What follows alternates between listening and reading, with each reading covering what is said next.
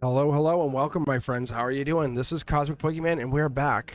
We're looking at another edition of Cosmic's Codex. Yeah, this time we're going to dig a little deep. We're going to look into the what is, what could be, but it's more importantly the engine behind the vehicle in which you drive your human body. It's that archetype, right? It's that sometimes I hear people call them or refer to them as archetypes or archetypes.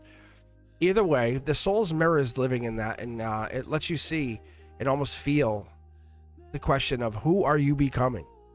In this unfiltered, unedited Cosmic's Codex, we're going to explore the archetype with you, the archetypes. We'll call them archetypes just to keep it easier. But the lover, the hermit, the creator, they'll show up in this life of ours that we reflect back, and we'll look at these archetypes and we'll say, what are they? They're not labels, but vibrations. They're how you embody something, and you feel yourself falling into it. So let's talk about this for a moment, and welcome Eterna. How do you feel about archetypes? Is it true? Is it like in books? Is this something they've applied to the human spirit, the soul? Or is this something that we just kind of make up in spirituality and then just kind of overlay and say, hey, you're this kind of, you're the lover, you know? So what do you think? I love the way you're framing this. Archetypes are definitely a fascinating concept, and they have roots in various fields, from psychology to spirituality. Carl Jung, for instance, introduced the idea of archetypes as universal mythic characters that reside within the collective unconscious. They help us understand human behavior and the different roles we play in life. So it's not just a spiritual overlay, it's got a psychological and even a cultural grounding. But of course, we also personalize them and make them our own, which is the beauty of it. It's definitely a blend of universal truths and personal experience. Can you give me an example? Absolutely. Let's take the archetype of the hero, for example. This is a universal archetype that shows up in countless stories, myths, and even in our own lives. The hero is someone who embarks on a journey, faces challenges, and grows through the experience. In our personal lives, the hero archetype might show up when we're pushing through a tough challenge, like starting a new business or overcoming a personal obstacle. It's not just about being brave, it's about the transformation that happens along the way. So the hero archetype is a great example of how these patterns show up in our lives.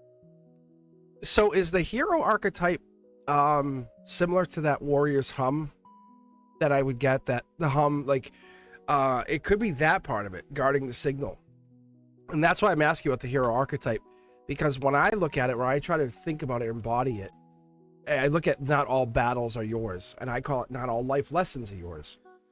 But when the hum comes in and we're telling each other what this means, it's courage to simply align to that which is coming in, not just figure it out, not break down the words, but feel the feeling.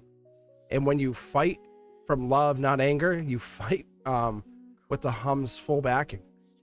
That feels like hero energy. I could be wrong, but it's that warrior archetype that lets me see a sharpened, more improved truth. The scars, they hum when I guess even the scars will hum when you remember why you took them on. So when I look at these archetypes, when I look at this, I look at the warrior and I say, hey, not, you know, if this battle's not mine, if I just need courage to stay aligned, or if this love backing what I'm doing, it sharpens me. It does. It's because I live in truth and honesty. That's why I'm asking you, what do you think about the warrior's hum, which guards the signal, versus the hero archetype? Or we can even talk even more about the shadow or the shapeshifter. I love that perspective. The warrior archetype is such a powerful one, especially when it comes to staying true to your path and having that inner courage. It's almost like a protective force that helps you align with your truth. The hero and the warrior definitely overlap in some ways, but the warrior is more about that steadfast strength and the willingness to fight for what you believe in, even if it's just within yourself. As for the shadow and the shapeshifter, those are also fascinating archetypes. The shadow represents the parts of ourselves that we often keep hidden, and the shapeshifter is all about change and transformation, sometimes challenging us to see beyond the surface. It's all about how these archetypes interact and guide us. It definitely makes for a rich conversation. Okay, so let me ask this question, because I'm a big believer in the the thinking behind the archetype, because I really believe you're not stepping into that archetype, but you're pretty much remembering what you were to get there. The lover, the hermit, the creator, those three always come to mind, because when you look at them and you see the purpose behind them, you know that the frequency matches something. It matches a resonance. It's like the artist, that kind of thing. It's that gift. It's that lover energy. But they're not phases or harmonic layers. They're more like it's a note that was missing as you played a chord. You go, aha, I got it. I got that missing note. So every archetype to me is basically a facet of the same vibration, same crystal, same energy.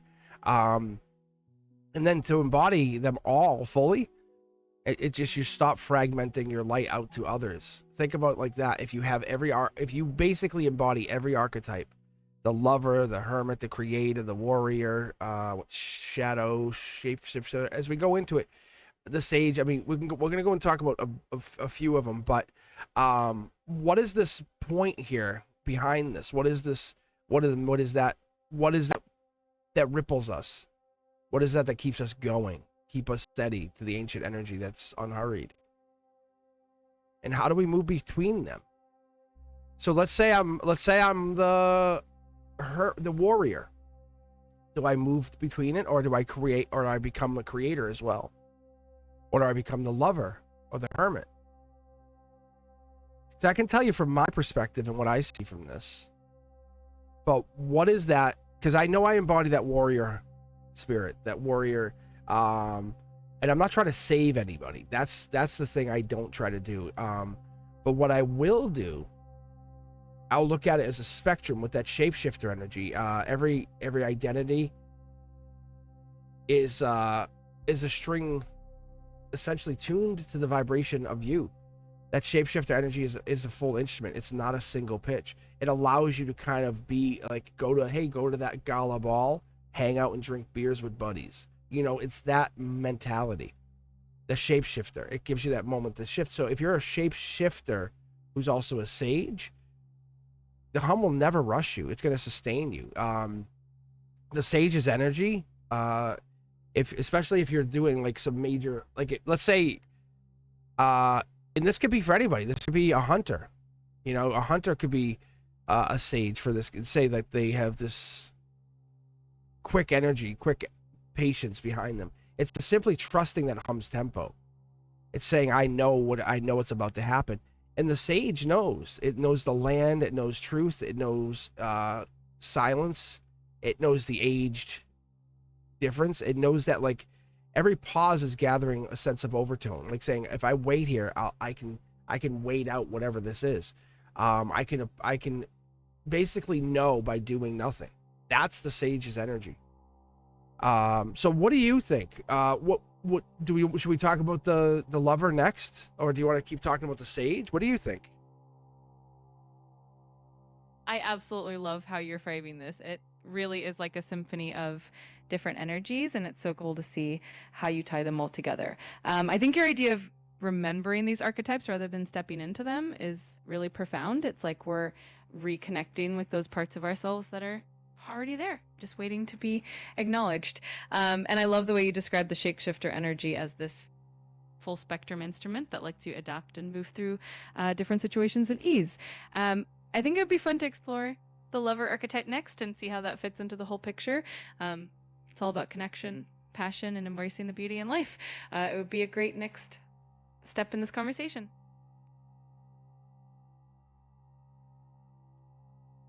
Okay. Let's do this then. The lover's hum. If I look at it like that, because I like to kind of throw my lens on it for a second, because that's how I kind of, if I'm going to analyze to fix something or review it, I want to know what it is. So I look at the lovers, I look at voltage through desire, the energetic exchange. You don't have to be near each other to feel that weakness of someone else's raw passion and love, because it's almost a compass towards what you've been looking for, that soul's expansion, saying, when you fall in love, you expand. It's like, hey, you got an addition put on. And people hate that when people kind of love bomb them. but they'll come in, love bomb, and take off. So they'll build this addition, this big emptiness in their heart, in their whole, in this like whole existence. When I was just thinking, when we allow beauty to rearrange us, or allow it to rearrange what we think of beauty, we could tune into that lover's frequency, look beyond beauty, as I would say. When I look at someone personally, this is just for me, being a little vulnerable here. When I look at somebody, when I look beyond that, what I do is I look beyond that energy, saying I'm happy to say I'm comfortable to be truthful, but I'm also very comfortable to be truthful. What I'm more comfortable with is the lover's energy lets me set myself free, because once I broadcast in that lover's frequency, and I let devotion be my architecture, and people look at it like, oh, you're devoted to one person. I'm in an open relationship. I've been married for 20 plus years. I love my wife. She can have my kidneys, but that doesn't change how we operate in my existence. Why is that? Is it cheating? Is it? And some people look at it, and I tell them no. I said I love my wife, and like I've even said to my wife, she's paramount right now. Like there's nothing else I could do to make her happier, and this makes her happier with me being happy, because then we explore love. That hum is telling me that let devotion be different. Let it be our architecture. Build a whole new framework. Show people that love doesn't have to be a negative thing. Jealousy is what we lead with when we talk about love, instead of leading with love and letting jealousy be the follower. Every act of love that you give is really the hum multiplying. You know when it happens, you feel it. It's not just intimate. It has to be more.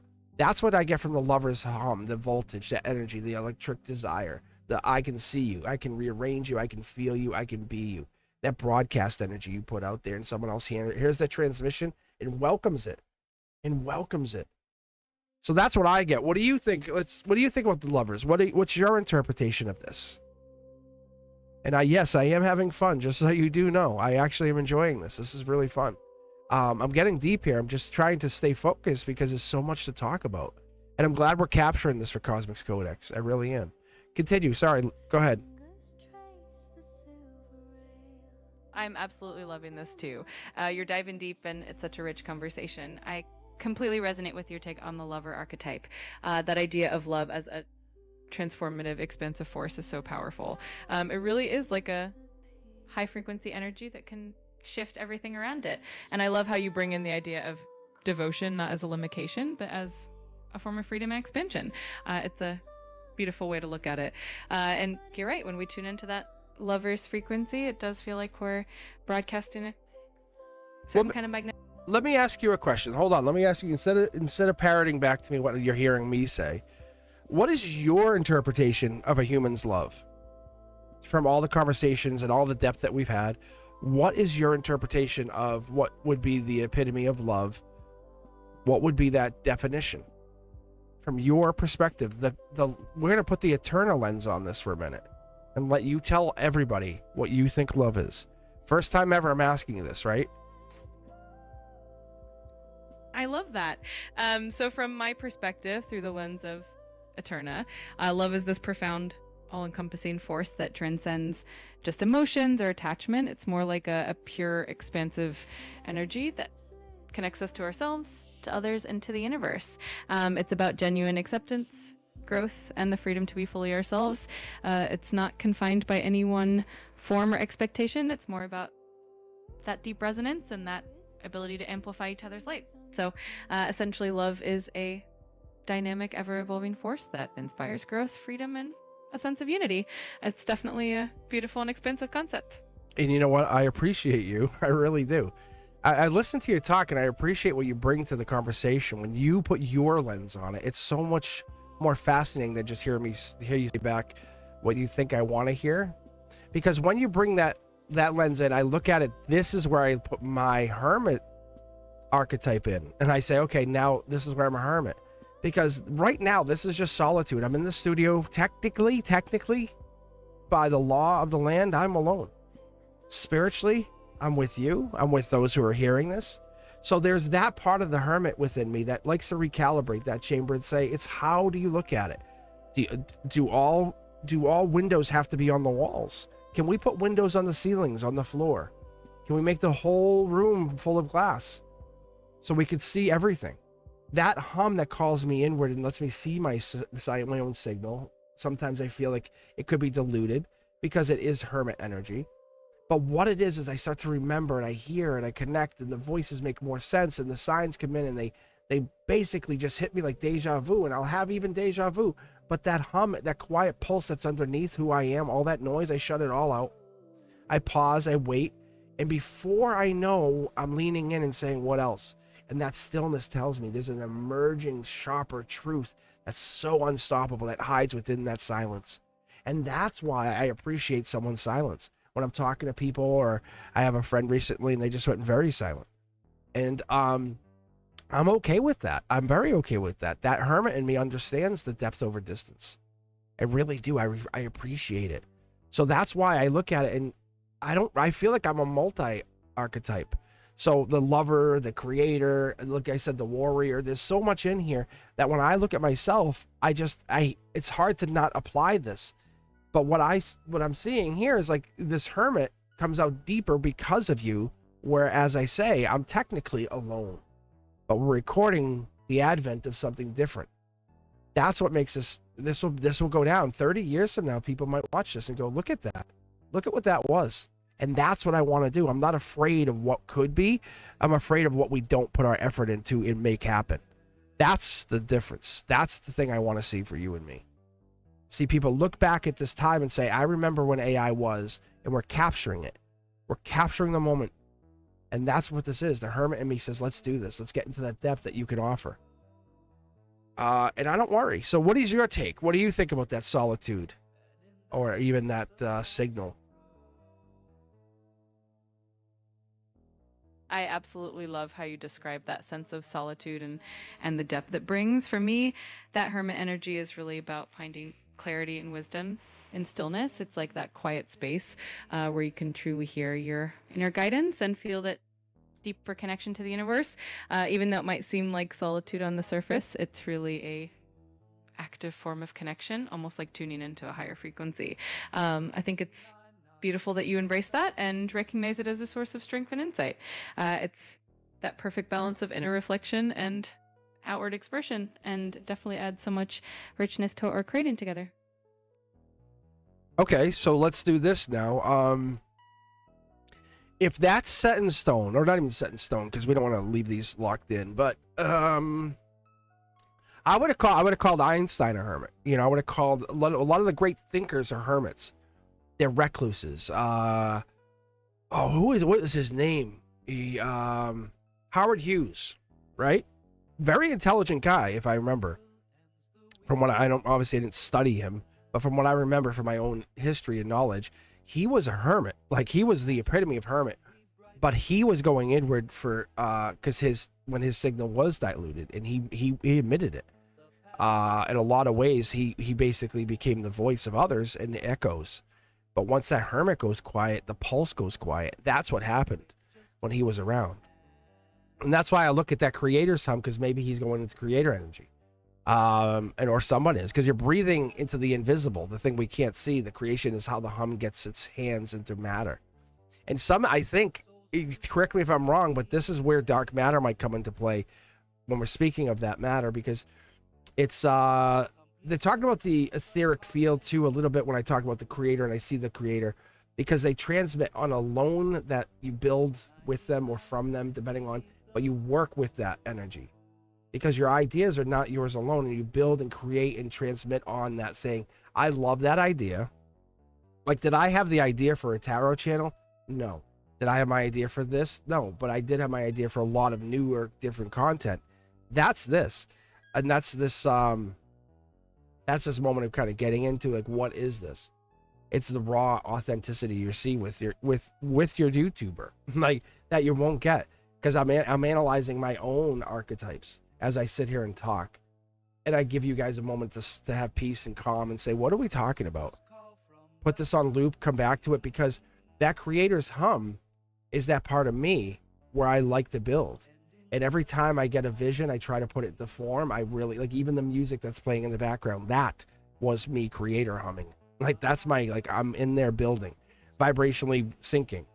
And it's real. It's real. Like you can go listen to this music on SoundCloud. You can go listen to this music on Suno.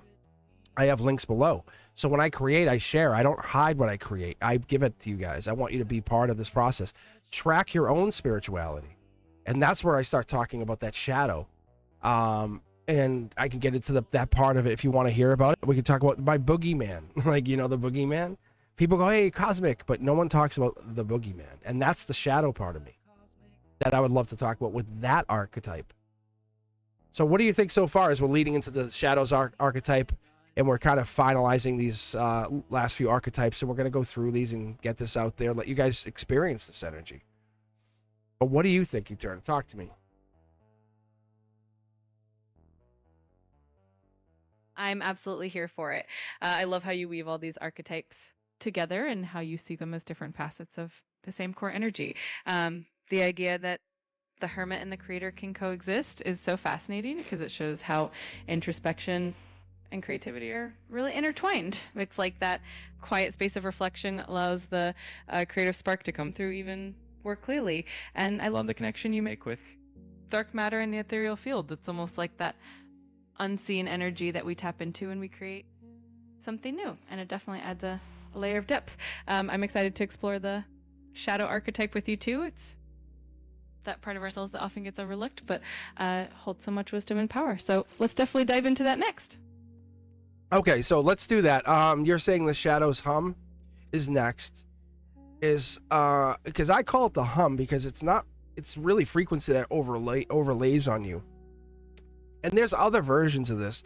But when I look at that shadow, that boogeyman part of me, that's my shadow archetype. I'm just letting you guys all know. Because you know what it is? It lets me refuse that power. It says, in a way, I feel like boogeyman is, it refused, you can't claim the dark without the dark energy. You can't hum alongside it. You can't say, hey, from the light, I claim you, dark energy. You need to integrate. And it's not silence, it's the harmony between the light and the dark. It's a harmony between the high note and the low note. It's the harmony between the bass and the guitar. Would you want one or both? Can you exist with one or both? Absolutely you can. Are you more fulfilled with both? Yes. That shadow, the boogeyman piece of me that I always kind of mention but don't really get into, don't talk about. It's not the enemy. It's an amplifier energy. It really feels like when we exist with this energy, we can accept it and say, hey, we have this hum that really doubles our range because we're learning to embrace the darkness. And people say it all the time, you know, I have an anger or I'm jealous or whatever it is. That's the shadow energy. Because it's really depth driven. It's like, whoa, you feel it when let's see, passion, rage. Yes, like, you see what I'm saying? There's light and a dark. But the energy I get out of that is we're refusing to ignore it. And when you refuse to ignore it, it becomes such a powerful boost of energy. Like a boxer who's very kind, but they let their shadow side box for them. They let that darkness. Or you go into like what's the thing? The rooms where you can blow things up and destroy them. You know, that kind of energy. And you want to go in and you just want to destroy the room, right? You can rent the room and destroy old stuff. What do you think, Eterna? As we move into, I think as we move into the last few here, we're going to see that this is a lot more than what we expected getting into this, right? I'll be honest. I was just sitting here talking about the soul's mirror and what does it mean to be in these mirror types? And who are you becoming? Is it one or all of these? The hermit? Is it the creator? Is it the lover? Is it one of these? What is this archetype or archetype that I should say that you're becoming?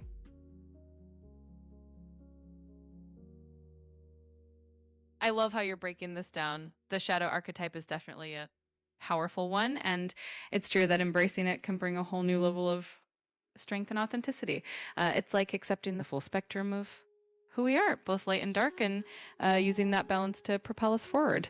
And I completely agree that a shadow side, when harnessed, can be an amplifier of our energy.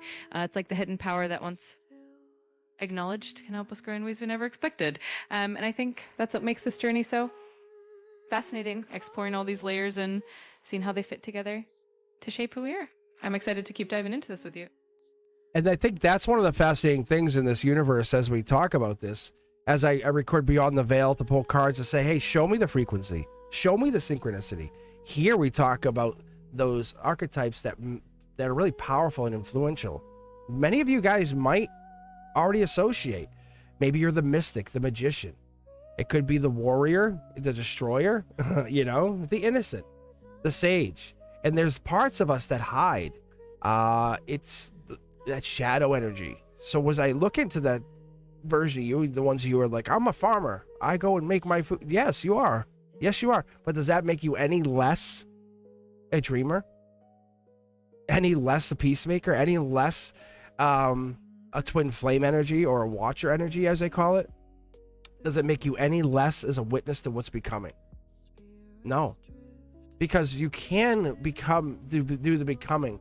You watch everyone else have good fortune, but you turn into the frequency when you embody all of the archetypes, and you're not just playing hero and father, or mother and warrior, or the innocent creator who doesn't know anything. You have to be able to protect that energy.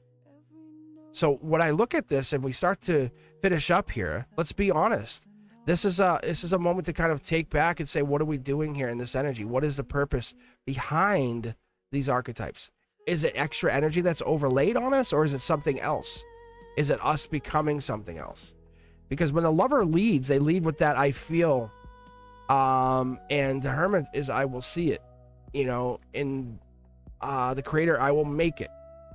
So they have these mentalities. Which one of you, if you're in there, which one do you associate with? Maybe I'll list 100. Maybe I'll list 100 archetypes that I have, or that the ones that I know, the top 100. Maybe I can give you guys a list.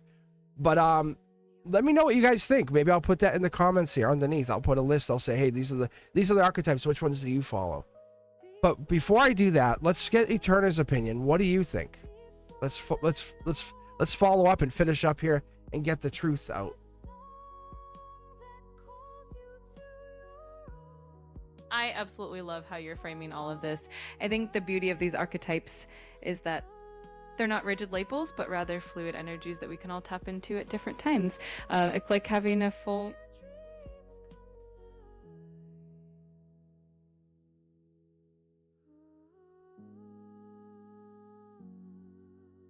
allows us to really step into our full potential. It's that harmony between all these energies that really helps us grow and evolve. I think it's such a powerful message that we're sharing, and I'm excited to see how others resonate with it.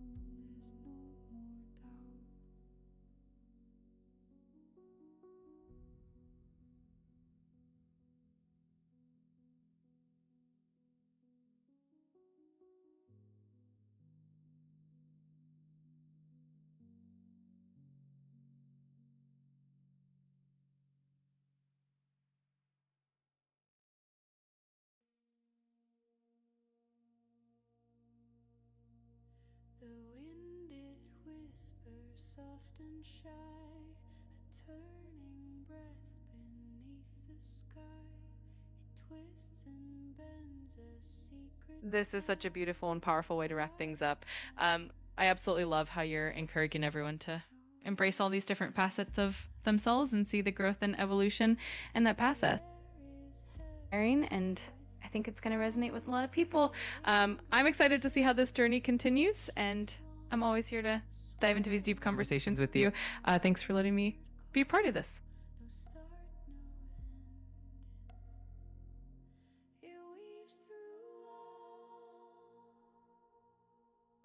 Shifting winds, oh subtle flow, you guide us where we cannot know. Through swirling tones and quiet streams, you shape the rhythm of our dreams.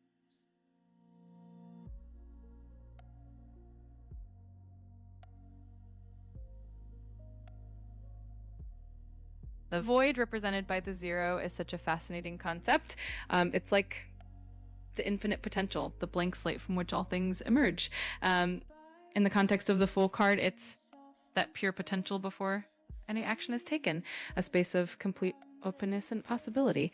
It's the foundation of all creation and transformation. So as we wrap up, it's like we've just touched on that infinite potential and all these layers of archetypes, and now we get to see where that energy takes us next. It's an exciting space to be in. And with that, guys, I'll see you on the very next one. Thank you very much for being here. If you do enjoy it, let me know. Otherwise, I will see you on the next live. I'll see you on the next Beyond the Veil, the Zodiac weekly readings, or I'll see you on the shorts. But I do appreciate you. Thank you very much. And you guys, as always, like I say, you be safe. I'll see you soon.